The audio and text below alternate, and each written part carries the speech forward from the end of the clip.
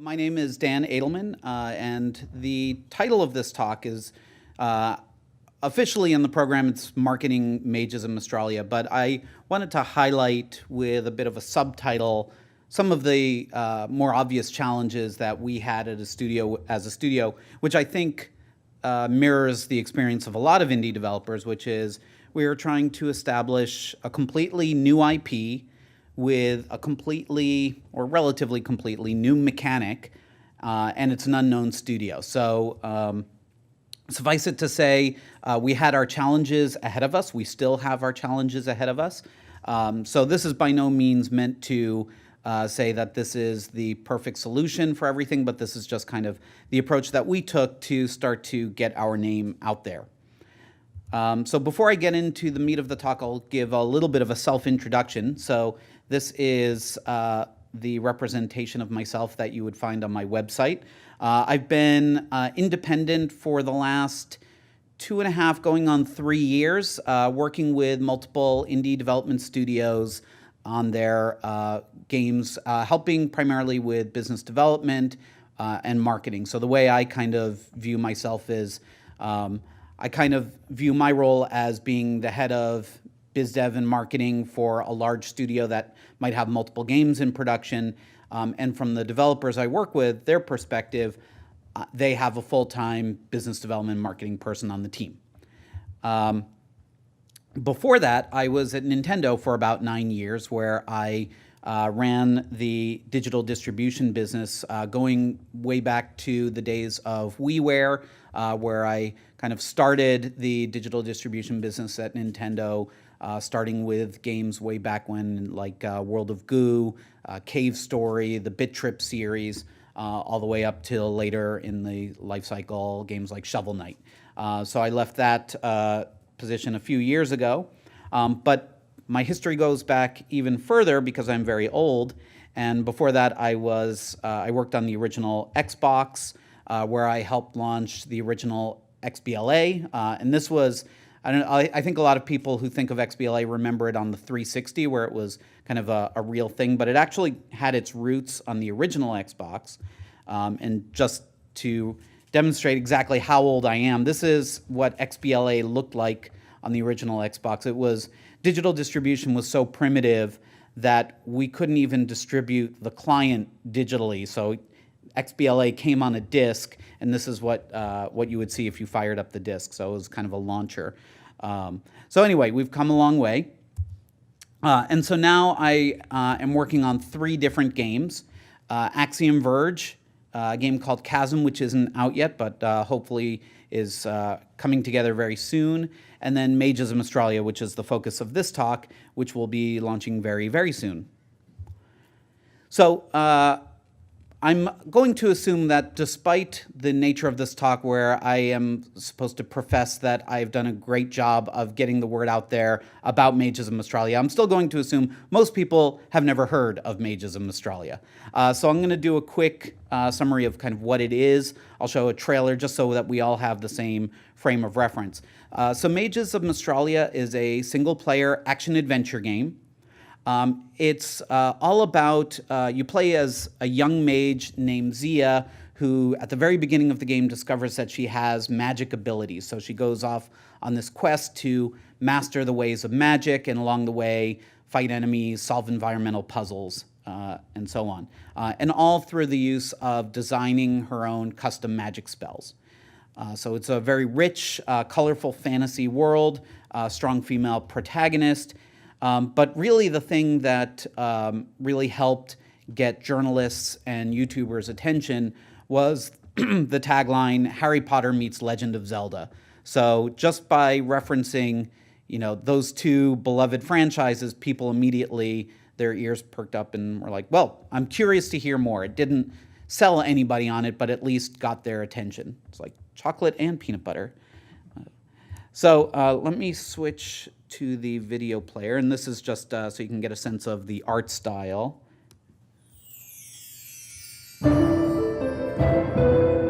Nature blessed you with a rare gift. But this royal blood comes at the price of persecution.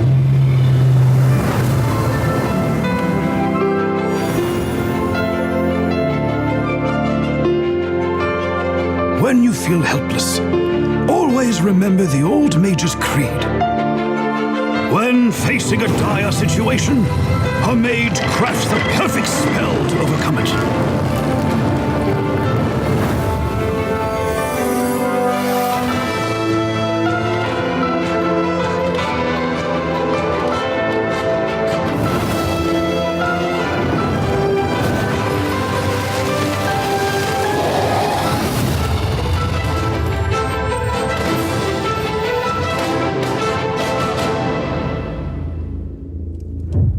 So, tell me, what spells will you create?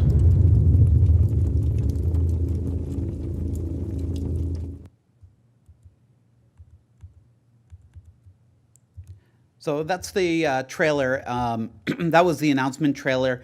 We spent a lot of time on that trailer, so it's worth mentioning that one takeaway that I hope everyone has is that spending time on the announcement and really any assets that you put out there is going to be time well spent. And rather than just rushing out some assets that are not quite ready for prime time, keep in mind that anything you put out there will stay on the internet forever. So there might be assets that were like 4 years old, you're embarrassed to see them anymore, but those are the ones that keep coming up in Google image searches and on YouTube. As I mentioned, one of the things that was a challenge for this game is that the whole game is about spellcrafting and being a wizard and using your own creativity and wisdom to design your own spells. And yet it was very difficult to articulate how that actually works in practice in the game. And so one of the things that we found to be very effective is using the power of, depending on your religion, GIFs or GIFs. We found that these travel very well on places like Twitter, Imgur, Reddit. There's something about GIFs that people just like to see. So this is just some snippets from an Imgur post that we did that got nearly 200,000 views. And basically it was just one person showing how, step by step, how you would build a spell. So it starts off in the upper left with just creating one of the core components of a spell, which is an orb of fire, and then showing in the spellcrafting menu how you can attach a movement behavior to it, and then what happens after that. And then I skipped ahead and just showed later on in that thread like some of the more complex spells. So in the bottom left you see we created a decoy that will then shoot fireballs, and then in the bottom right, just a completely different spell just to show some of the variety of things that you could do. So I found this actually not only for Mages of Mystralia, but also for Axiom Verge and Chasm as well, that people really seem to respond even more than screenshots anytime you can show actual movement, and surprisingly even more than video. So if you create a video, which I've done some tutorial videos of the spellcrafting system, there's something about just being able to open it up very quickly in Reddit or Imgur that makes it easy for people to consume.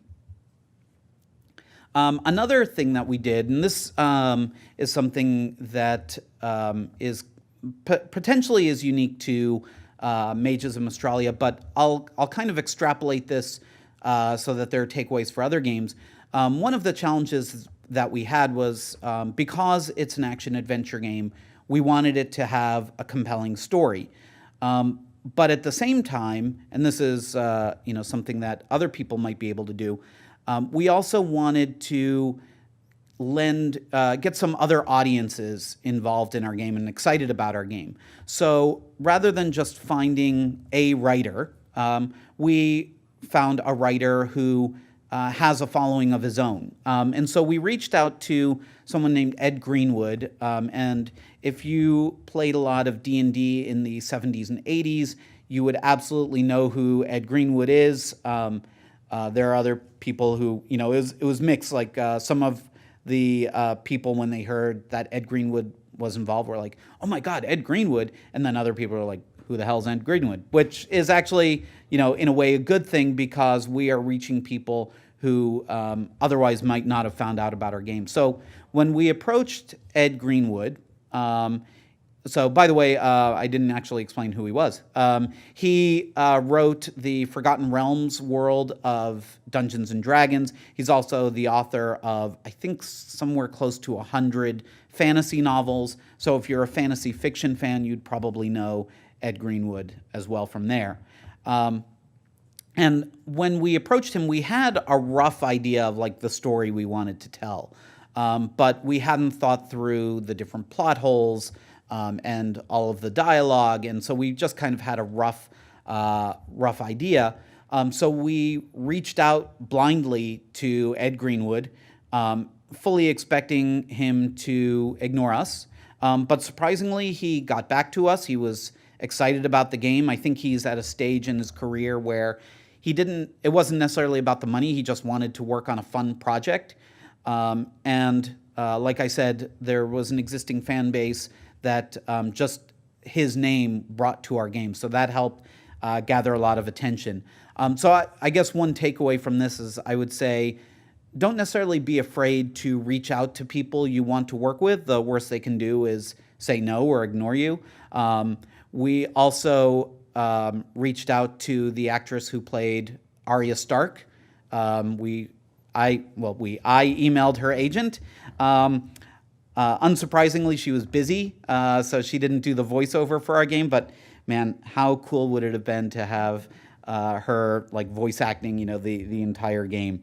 But that didn't happen. But anyway, so another thing that we did to kind of expand the audience that we were trying to reach was we did a webcomic, a companion webcomic. So if you're familiar with Ed Greenwood or just fantasy writing in general, you'll know that a lot of authors don't just like to write one story. They need to it has to be in a living, vibrant fantasy world where they can talk about, just even referencing things that happened millennia ago. And so as part of his writing of the core story of the game, he created all of this backstory and lore for the world that just really grounded his storytelling in something that he could use for the rest of the game.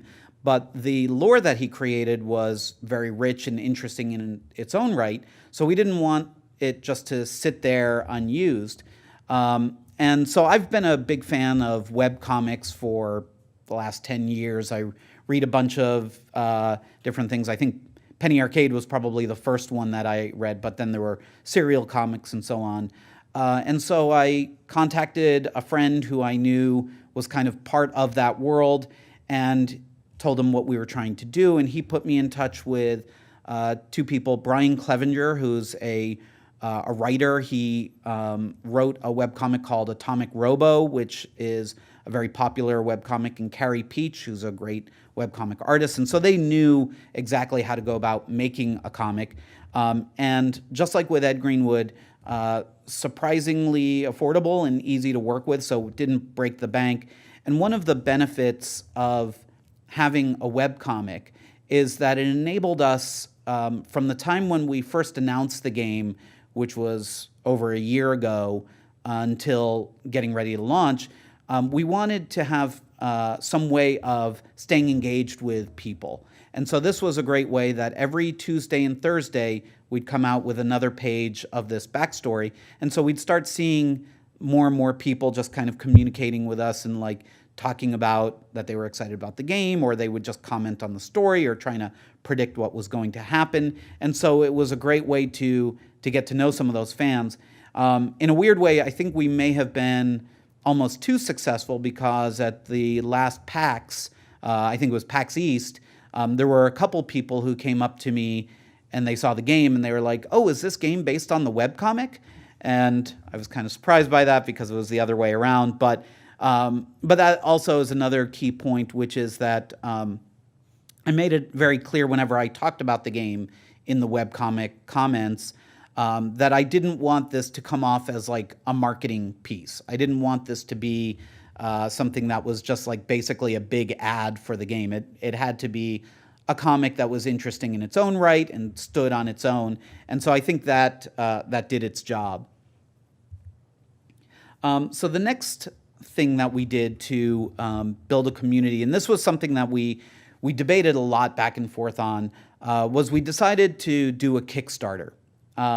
So we had thought of, first of all, of doing a Kickstarter about a year ago, but for a variety of reasons, the timing just wasn't right, so we postponed it. Then we thought about doing it again, but there was another reason why it just didn't make sense. And then we got to the point where the game was mostly done.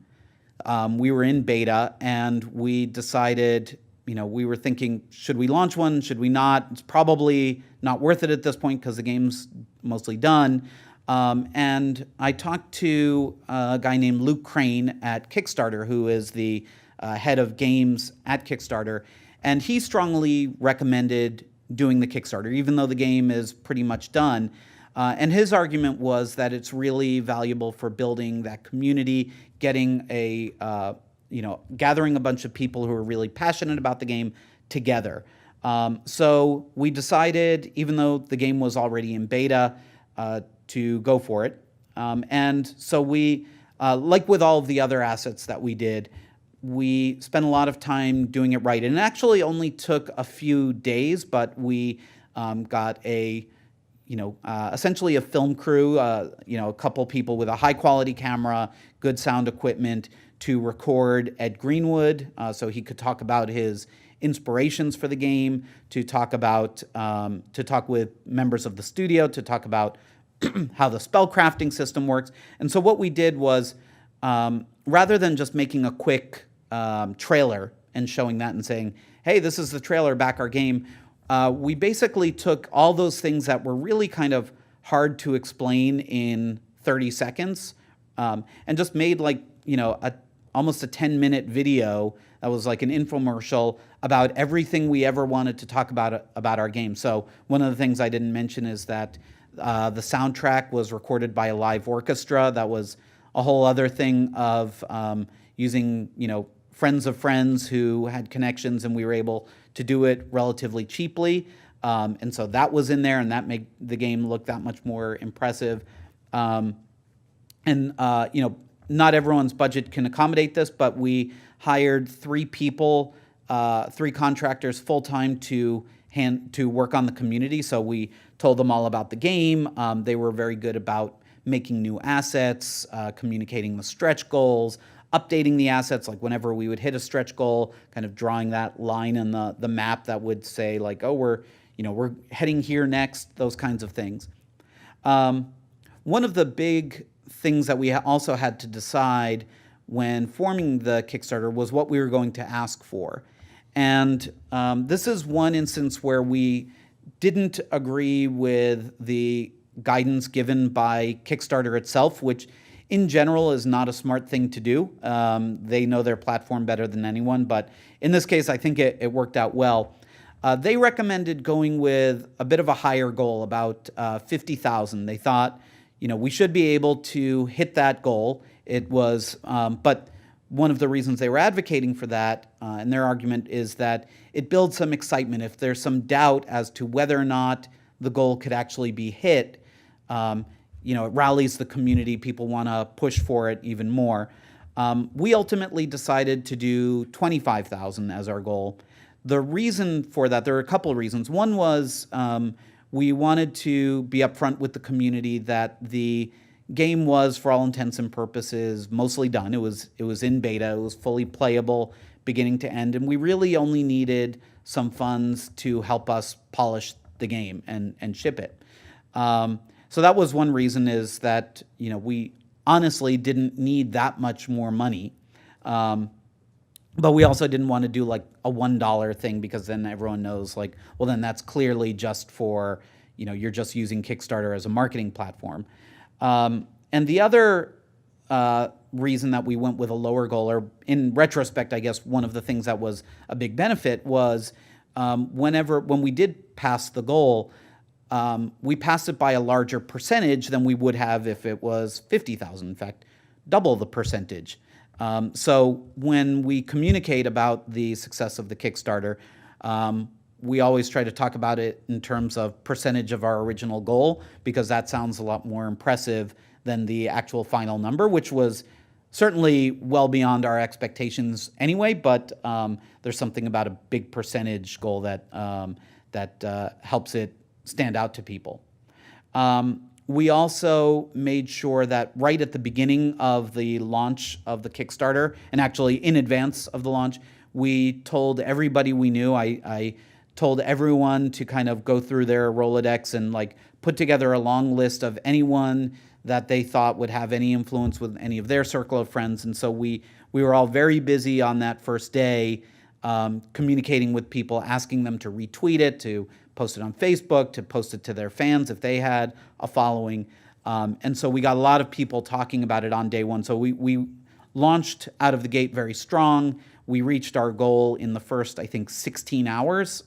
So we were already on a good track. And by that point, once we had reached the goal and we were kind of on our way, one of the things that we really wanted to do was to boost the number as high as possible, for primarily so that people would see the number and see that as a measure of its success and its importance. So one thing that I think really helped with that was doing some physical rewards. And I know like a lot of people are kind of negative on physical rewards because they take a lot of money to ship out and a lot of time to ship out, and it's quite a hassle. But on the other hand, the physical rewards have a higher dollar value associated with them, so it's much easier to get people to back at a $50 tier or $60 tier because of those physical rewards. So if the goal is to boost the actual revenue number, then that's a good way to go. So what we did was we did a thing with limited run games. So we pre-announced that you could get a PS4 physical copy, and there are some collectors out there who are just very passionate about collecting limited run games, and so they snapped up a bunch of those right away. One of the other benefits of working with limited run games, I should say, is that they handle all the fulfillment if that was the only thing. So if anyone just got the limited run games copy, then they did all of the they're doing all of the fulfillment for that. So before we started the Kickstarter, I kind of set out like, here are my expectations. So I said, all right, if we don't even reach our goal, which was a modest goal to start with, we'll consider this a disaster. It's going to be, people are going to, we'll have like the stink of failure associated with us, and it potentially could doom the game. So that's another point, is that if you do a Kickstarter, take it seriously, because people will define you to a large extent on how your Kickstarter did. 25 to 50K, okay, we beat the goal. Wasn't an embarrassment, but it also signals to media, press, YouTubers that you can ignore this game. It's not a major game. 50 to 100, I considered it's acceptable. I wouldn't regret doing the game, but it probably was a big waste of time. Didn't help or hurt. After 100,000, I considered, all right, officially, it was a good idea to do a Kickstarter. Platforms, media would know that, all right, this is a game that people are looking forward to, they're interested in. So when I send out review codes, I'm expecting that people will then take it that much more seriously, because they know that there are people actually and actively following the game. And then 200,000 above, this is all arbitrary, by the way. I decided if we could cross that threshold, it would be an even bigger boost for the game. Really good idea that we did it, and should help set us up for a good launch.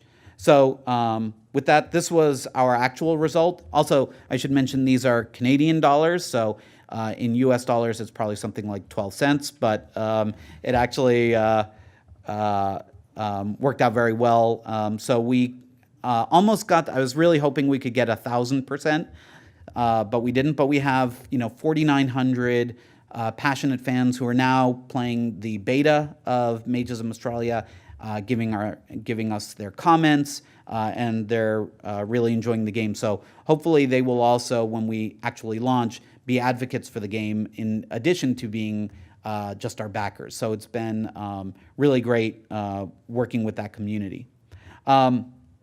But all of this said, even though this is kind of considered a post-mortem, it is very much a mortem because we have not shipped yet. We are going to be shipping probably next month or early June. So we'll know a lot more then about, our reviewers reviewing the game, our YouTubers picking it up. And so definitely keep an eye out for that.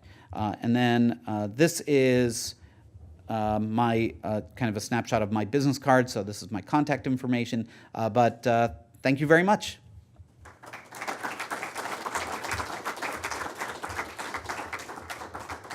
We have effectively 1 or 2 minutes if anybody has a question.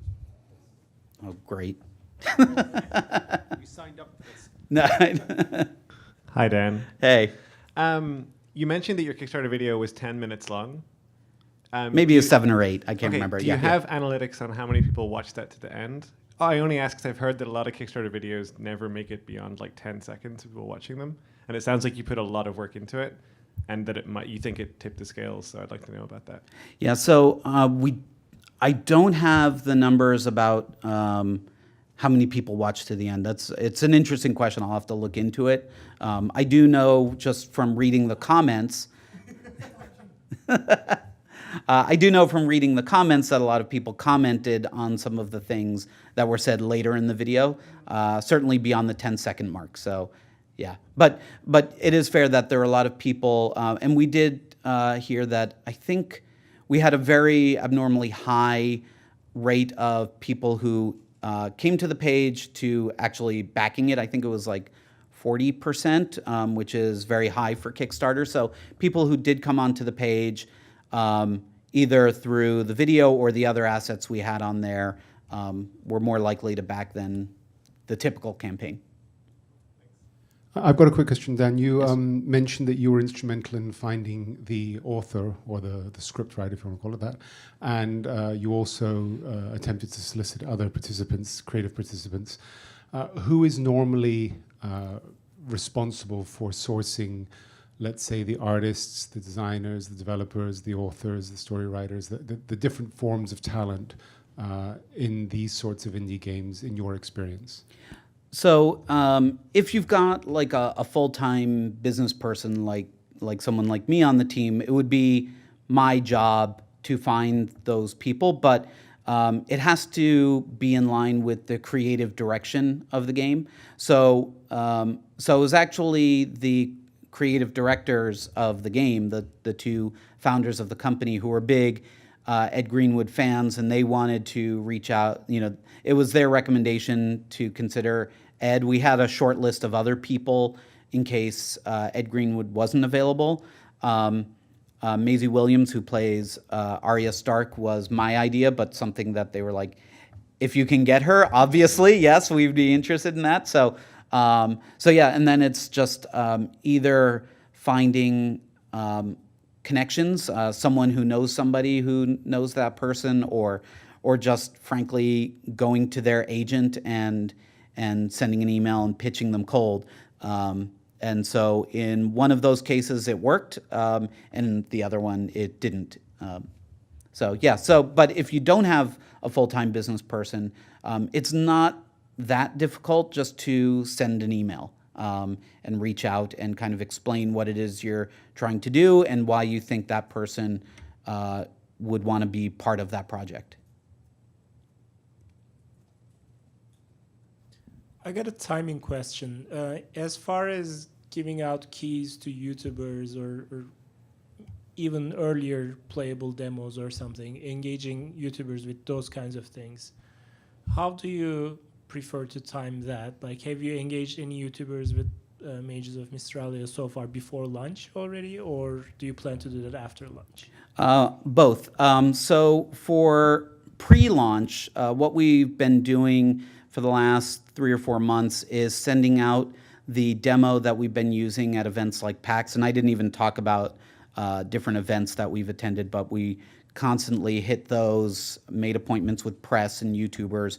And so we gave the demo that we had for those events to those YouTubers. And the demo we have is actually probably this would not be a recommendation that I would make, but it's about an hour-long demo.